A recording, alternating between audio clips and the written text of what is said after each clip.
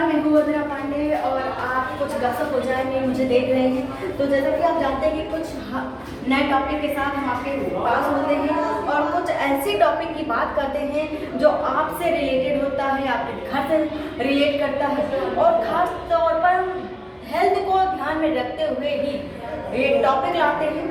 आज मैं बात करूँगी जो बच्चों को लेकर अपराधीकरण का जो आंकड़ा बढ़ता जा रहा है, इतना ज़्यादा आंकड़ा बढ़ रहा है कि आप भी नहीं समझ पा रहे कि आखिर ऐसा हो क्यों रहा है कि बच्चे इतना इरिटेट हो जाते हैं और गलत संगति का असर उनमें आ जाता है। आप ज़रूर सोचते होंगे, अभी जब बाल दिवस पर एक शोध हुआ तो बाल दिवस एनसीआरबी की जो रिपोर्ट आई थी उसमें ये था कि जो अपराधीकरण है, अपराध में जो लिप्त है, सबसे ज़्यादा आंकड़ों की अगर बात कर रहे हैं तो बच्चों की संख्या सबसे ज़्यादा सामने आई थी। एनसीआरबी की रिपोर्ट जो अभी हाल ही में आई है और ये भी तब जब इंटरनेट का प्रयोग हद से ज़्यादा हो रहा है।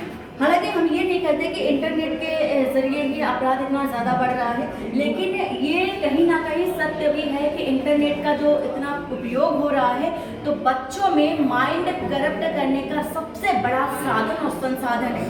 और इसके साथ ही मैं ये भी बोल दूँ कि जिस तरह से कोरोना महामारी आई और कोरोना महामारी के दौरान जो पढ़ाई है वो डिपेंडेंट हो गई, फ़ोन पर हो गई, किसी के पास फ़ोन थे किसी के पास नहीं थे, ऐसे में भी आंकड़ा बढ़ा। लेकिन बात अगर करते हैं एनसीआरबी रिपोर्ट के मुताबिक तो जो बच्चों का अपराधी का सिलसिला था वो आगे इसलिए बढ़ा क्योंकि जब बच्चे फ़ोन में पढ़ाई करते हैं तो उनमें कई तरह के ऐड भी आते रहते हैं जिनको बच्चे ना चाहते हुए देखते हैं, जिससे उनकी तो बात कर रहे हैं यहाँ पर बच्चों के अपराध के बारे में। कितने बच्चे लिप्त होते जा रहे हैं, दिन प्रतिदिन जो अपराध का सिलसिला है वो लगातार बढ़ता जा रहा है। अब बिना किसी बात को गोल मोल घुमाए मैं आपको सीधे टॉपिक पर लेकर आती हूँ। आपको ये भी बता दूँ कि 400 से अधिक आंकड़ा यानी कि 400% की अगर बात करें तो इससे भी अधिक आंकड़ा बच्चों के अपराध को लेकर बढ़ गया है, ऐसे एनसीआरबी की रिपोर्ट है। और मैं इसको जरा पढ़कर भी बताना चाहूँगी कि जो 2019 की तुलना में वर्ष 2020 में 400% की बढ़ोतरी हुई थी बच्चों में साइबर क्राइम को लेकर के। और नेशनल जो कि मैंने पहले ही बोला है कि एनसीआरबी की जो रिपोर्ट है वो बच्चों को लेकर के जो एक कलेक्शन किया, अपराध का जो एक शोध किया था, रिसर्च की थी, वो आज खुलकर सामने आई।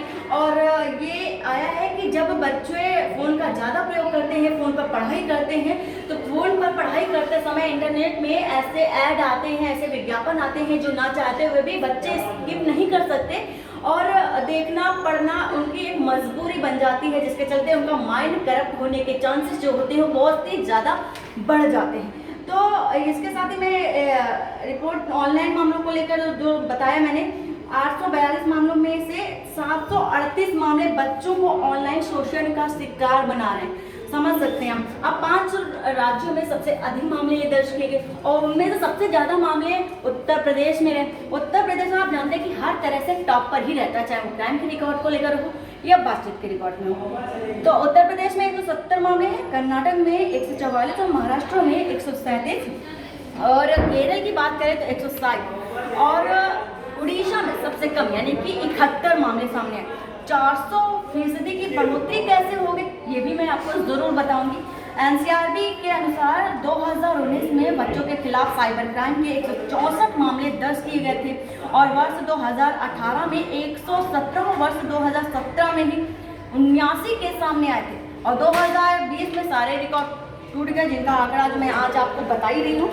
तो ये है कि बच्चे महामारी के दौरान प्रतिबंधों के कारण जो मानसिक तो अस्वस्थ हो ही चुके थे, लेकिन अकेलापन, नशा, बच्चों में बेचैनी जैसी तकलीफें भी बहुत ज़्यादा बढ़ी और रही जो खाना पूर्ति है या रही बची जो कसर है वो इंटरनेट ने भी पूरी कर दी। तो यही कारण है जो एनसीआरबी की रिपोर्ट सामने आई है वो यही कहती है कि बच्चों में जो अपराध का जो आंकड़ा है, रेशियो है, इतना ज़्यादा क्यों बढ़ा है, क्योंकि बच्चे जब लॉकडाउन रहा तो अकेलेपन का शिकार रहे, नशे के आदी हो गए और इसके साथ ही वो माइंड से तो अस्वस्थ हुए ही सारे। तो बच्चों में जो आंकड़ा रहा क्राइम को लेकर के, साइबर क्राइम को लेकर मैंने उस बारे में जानकारी दी।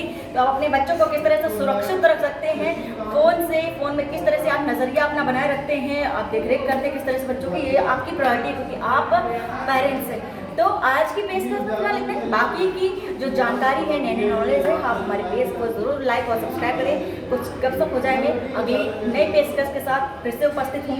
Thank you so much.